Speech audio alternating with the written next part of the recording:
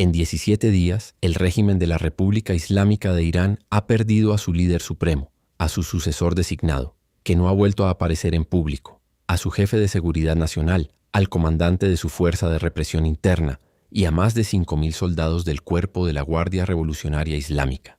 Y esta mañana, mientras el mundo esperaba alguna señal de que Teherán buscaba una salida, su canciller se sentó frente a las cámaras de la cadena americana CBS y dijo, en perfecto inglés, 4 palabras que cambian todo lo que creíamos saber sobre cómo puede terminar esta guerra.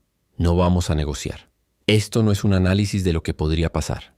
Esto es lo que ya pasó y lo que significa para las próximas horas, los próximos días y el futuro de una región que lleva 17 días ardiendo.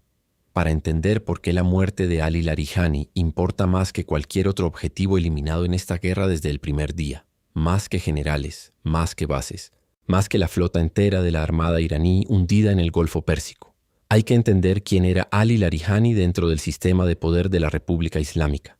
Larijani no era un militar, no vestía uniforme, no aparecía en fotografías junto a misiles.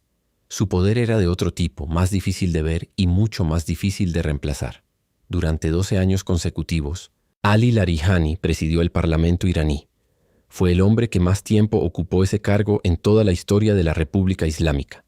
Antes de eso fue el negociador nuclear jefe de Irán con Europa, el hombre que se sentó frente a los diplomáticos alemanes, franceses y británicos y negoció durante años los términos del programa nuclear de su país. Era el puente entre el poder teocrático y el mundo exterior. Era la cara presentable de un régimen que hacia adentro funciona con la lógica de una cámara de torturas y hacia afuera con la lógica de una cancillería. Y desde el inicio de la Operación Furia Épica, 17 días atrás, Ali Larijani había asumido el rol más crítico del régimen en su fase más crítica, secretario del Consejo Supremo de Seguridad Nacional. En un régimen donde el líder supremo había sido eliminado el primer día y donde el sucesor designado lleva 11 días sin aparecer en público, Larijani era, en los hechos, el coordinador de toda la respuesta estratégica de Irán a la guerra. No era el hombre que apretaba el botón de lanzamiento. Era el hombre que decidía cuándo apretar el botón y cuándo no apretarlo. En la madrugada del lunes 16 al martes 17 de marzo de 2026, la Fuerza Aérea Israelense lo encontró. Si este análisis te está dando una perspectiva que no encontraste en ningún otro lugar, suscríbete ahora y activa la campanita. Cada vez que hay una actualización crítica en esta guerra, este canal es el primero en desglosarla. Dale también a me gusta. Nos ayuda enormemente a llegar a más personas. Y dinos en los comentarios desde qué país nos estás viendo. Ahora, sigamos porque lo que viene es aún más importante. Los detalles confirmados por el Estado Mayor de las Fuerzas de Defensa de Israel son escasos, deliberadamente escasos. Lo que se sabe es lo siguiente.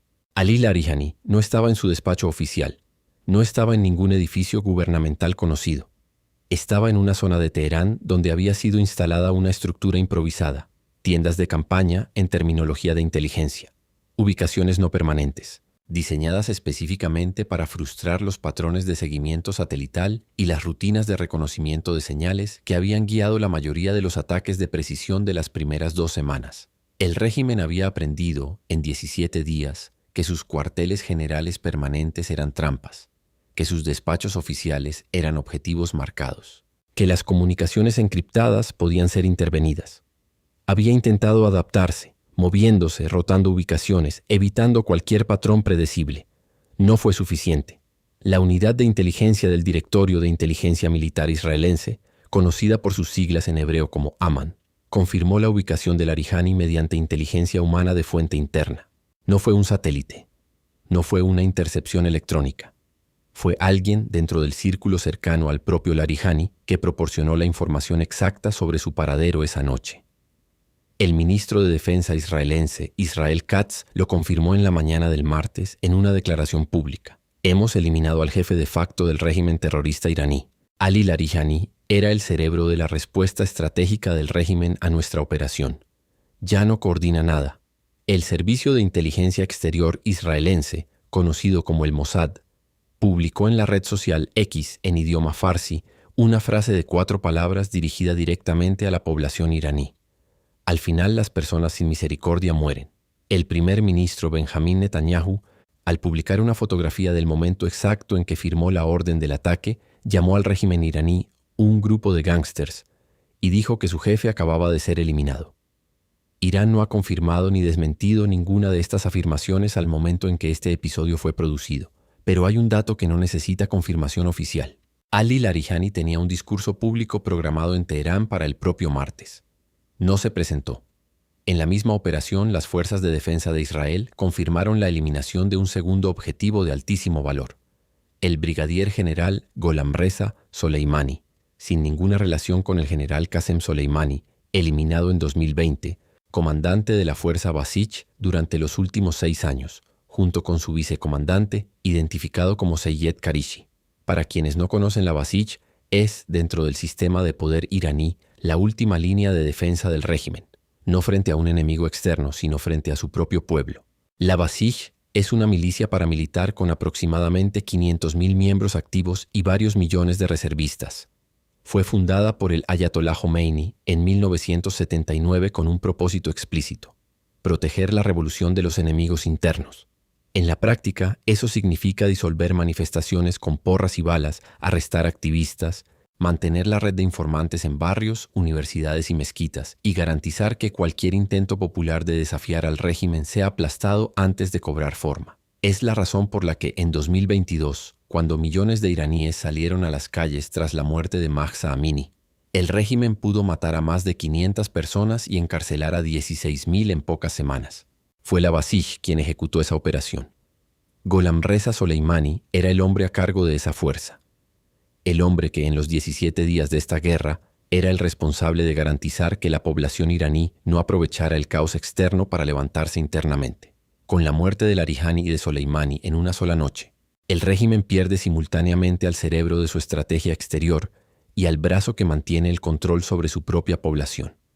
Son dos funciones que no se reemplazan fácilmente, y mucho menos al mismo tiempo, en medio de una guerra activa. Antes de continuar con lo que significa la muerte de estos dos hombres, es necesario poner en contexto el número acumulado de daños que el régimen ha sufrido en 17 días. Las Fuerzas de Defensa de Israel confirmaron que desde el inicio de la Operación Furia Épica, más de 5.000 miembros del cuerpo de la Guardia Revolucionaria Islámica han sido eliminados y aproximadamente 15.000 han resultado heridos. El Mando Central de los Estados Unidos, CENTCOM, ha confirmado la destrucción de más de 15.000 objetivos militares en todo el territorio iraní: bases aéreas, instalaciones de radar, depósitos de misiles, cuarteles de la Guardia Revolucionaria, instalaciones navales en Bandar Abbas, Konarak, Chabahar y Bushehr, infraestructura de minas navales, y en el ataque del 13 de marzo, 93 objetivos militares en la isla de Kark, el punto por donde pasa el 90% del petróleo exportado por Irán, sin tocar un solo tanque de almacenamiento de crudo. 3 portaaviones nucleares operan hoy en aguas cercanas al Golfo Pérsico: el USS Gerald R. Ford, el USS Dwight D. Eisenhower y el USS George H. W. Bush, desplegado como tercer portaaviones el 7 de marzo. Cada uno lleva entre 70 y 80 aeronaves de combate. 2.500 marines del 31º Regimiento de Expedición Embarcada acaban de llegar al estrecho de Hormuz a bordo del buque de asalto anfibio Us-Trípoli. La armada iraní, la que Teherán construyó durante 40 años, existe hoy solo en los registros. Fue destruida o neutralizada en los primeros 4 días de la operación. Esto no es un conflicto equilibrado. Esto es el desmantelamiento sistemático, objetivo por objetivo, de las capacidades militares y políticas de un Estado.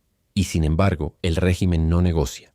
El miércoles 14 de marzo, 3 días antes de la eliminación de Larijani, el canciller de Irán, Abbas Araghchi, se sentó frente a las cámaras del programa Face the Nation de la cadena americana CBS y pronunció las palabras que nadie en Washington esperaba escuchar en este momento de la guerra. Nunca hemos pedido un cese al fuego. Nunca hemos pedido negociaciones. No tenemos ninguna razón para hablar con los Estados Unidos. No fue un desliz. No fue una respuesta emocional. Fue una declaración preparada, en inglés, frente a la audiencia más grande de noticias dominicales de los Estados Unidos. Araghchi fue más lejos. Cuando el periodista le preguntó si Irán estaba dispuesto a discutir condiciones de paz, respondió: «Estamos listos para defendernos el tiempo que sea necesario. Eso es todo lo que tengo que decir al respecto». Y luego agregó algo que cambió el tono de toda la entrevista. Mencionó el uranio. Antes de la guerra, la Agencia Internacional de Energía Atómica, la AIEA, había documentado que Irán poseía aproximadamente 440 kilogramos de uranio en un nivel de enriquecimiento que los expertos clasifican como estratégicamente significativo. Para entender qué significa ese número, el uranio que usan las centrales de energía civil está en un nivel muy inferior. El material iraní está en una categoría completamente diferente, una que la comunidad internacional lleva 2 décadas intentando controlar, precisamente porque la distancia entre ese nivel y el umbral de un arma es, en términos técnicos, la más corta de toda la cadena. No es un arma, pero tampoco está lejos de serlo. Y ahora está bajo los escombros de una guerra activa.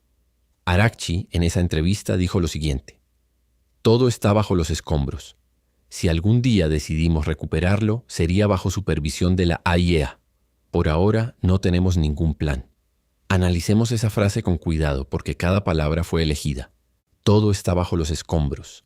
Confirmación de que las instalaciones nucleares fueron atacadas y parcialmente destruidas. Si algún día decidimos recuperarlo, confirmación de que el material existe y puede ser recuperado. Bajo supervisión de la AIEA, señala hacia la comunidad internacional de que Irán no está abandonando el marco legal nuclear. Por ahora, no tenemos ningún plan. La frase más importante. Por ahora. No es una renuncia, es una advertencia.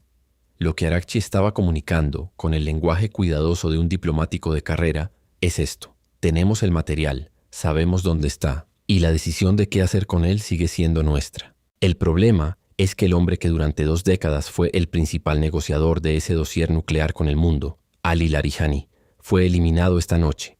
El régimen que rechaza negociar ahora también ha perdido a su principal negociador. Lo que queda es un Estado con 440 kilogramos de material nuclear de uso potencial, sin liderazgo claro, sin disposición declarada a dialogar, y bajo el ataque más destructivo que ha sufrido en su historia. Hay una figura que atraviesa todo este análisis como un fantasma: Mojtaba Jamenei, designado líder supremo de la República Islámica el 8 de marzo, tras la muerte de su padre Ali Jamenei en el primer día de la guerra. Mojtaba no ha aparecido en público desde su designación. No ha dado discursos, no ha concedido entrevistas, no ha publicado declaraciones, no ha sido visto por ningún observador internacional. Tiene 54 años, lleva más de una década siendo preparado en silencio para tomar el poder, y en el momento en que ese poder fue forzado sobre él, en medio de una guerra activa con el régimen bajo ataque sistemático, desapareció. Hay 3 interpretaciones posibles para ese silencio, y ninguna de ellas es tranquilizadora. La primera: Mojtaba fue herido o muerto en los ataques iniciales, y el régimen está ocultando esa información porque confirmarla equivaldría a anunciar el colapso total de la línea de sucesión. La segunda: Mojtaba está vivo pero en un búnker de seguridad máxima, sin acceso a comunicaciones externas, esperando que la situación militar se estabilice lo suficiente para aparecer en público sin convertirse inmediatamente en un objetivo. La tercera: Mojtaba está vivo, presente, y el régimen ha decidido deliberadamente no exponerlo públicamente porque cualquier imagen suya, ya sea mostrándolo fuerte o mostrándolo débil, es información que sus enemigos pueden usar. El problema con las 3 interpretaciones es el mismo. En un régimen que gobierna mediante la demostración constante de poder y autoridad religiosa, la ausencia del líder supremo durante 11 días consecutivos en tiempo de guerra no es una señal de fortaleza. Y esta noche, con Larijani eliminado y Soleimani eliminado, el vacío en la cúspide del poder iraní es más profundo que en cualquier otro momento desde la revolución de 1979. Esta es la pregunta que los analistas de Washington, Tel Aviv y Bruselas están intentando responder en tiempo real. Hay 3 escenarios posibles y los 3 son en distintas proporciones probables. El primero: fragmentación del régimen. Sin Jamenei, sin Larijani, con Mojtaba desaparecido y con Soleimani muerto, el Consejo de Guardianes y el Consejo de Discernimiento, los 2 órganos que en teoría deben operar como contrapesos del poder ejecutivo, en ausencia del líder supremo, se encuentran ante una situación para la que no existe protocolo establecido. El régimen podría comenzar a fracturarse entre facciones. Los que quieren continuar la guerra hasta las últimas consecuencias, los que consideran que la supervivencia del régimen requiere alguna forma de acuerdo, y los que simplemente buscan garantías personales de seguridad antes de que todo se derrumbe. En ese escenario la guerra no termina con un tratado, termina con el colapso. El segundo: escalada extrema. un régimen que ha perdido a sus líderes, que ha visto destruida su armada, que tiene 440 kilogramos de uranio bajo escombros y que públicamente declara que no va a negociar, puede llegar a la conclusión de que no tiene nada más que perder. En ese escenario, la siguiente acción iraní no es defensiva ni táctica, es existencial. Eso podría significar el intento de recuperar y movilizar el material nuclear, o un ataque masivo final contra infraestructura civil en Israel o en bases americanas en la región, con el objetivo de arrastrar al conflicto a actores que hasta ahora se han mantenido al margen. Rusia, que ya ha confirmado el suministro de drones Shahid al Irán, y China, el principal comprador del petróleo iraní y el único aliado con capacidad de modificar el cálculo estratégico americano. El tercero, negociación silenciosa vía terceros. El canciller Araghchi dice públicamente que no hay razón para negociar, pero la diplomacia raramente ocurre en cámara. Omán, que en 2023 fue el canal secreto de comunicación entre Washington y Teherán, ha ofrecido nuevamente su mediación. Qatar, que alberga el mando central americano y tiene relaciones diplomáticas activas con Irán, también está en esa mesa. El lenguaje de Araghchi sobre el uranio, bajo supervisión de la AIEA, por ahora no tenemos ningún plan, puede ser en la lectura correcta no una amenaza sino una señal. Tenemos algo que ofrecer en una negociación, pero tienen que dejar de atacarnos para que podamos hablar. El problema es que esa señal llegó el 14 de marzo. Esta noche, el hombre que durante 20 años fue el negociador de ese acuerdo fue eliminado. Hay un número que define mejor que cualquier otro el estado actual del régimen iraní, y que casi ningún medio occidental ha colocado en su contexto correcto. 5.000 miembros del Cuerpo de la Guardia Revolucionaria Islámica eliminados en 17 días. El Cuerpo de la Guardia Revolucionaria Islámica es la estructura militar más poderosa del régimen. No es el ejército convencional, es la guardia pretoriana del sistema teocrático. Controla el programa de misiles balísticos. Controla las fuerzas proxy en Siria, en Irak, en el Líbano, en Yemen. Controla las milicias que durante 40 años proyectaron el poder iraní en 4 países simultáneamente. Y controla, junto con la Basij, cuyo comandante también fue eliminado esta noche, el aparato de seguridad interna que mantiene al régimen en el poder frente a su propia población. En 17 días, ese aparato perdió 5.000 hombres. Perdió a su jefe de seguridad nacional.